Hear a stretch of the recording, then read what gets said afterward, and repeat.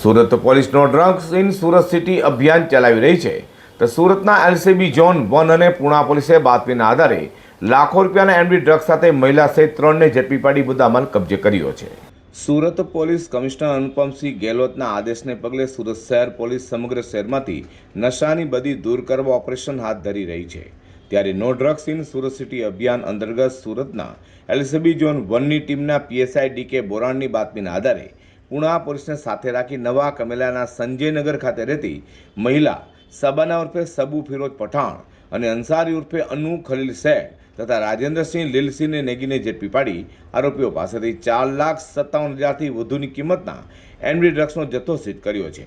તેની સાથે આરોપીઓના mobile phone, રોકડા રૂપિયા સહિત કુલ 5,07,000થી વધુની મત્તા કબજે કરી કાયદેસરની કાર્યવાહી હાથ ધરી છે।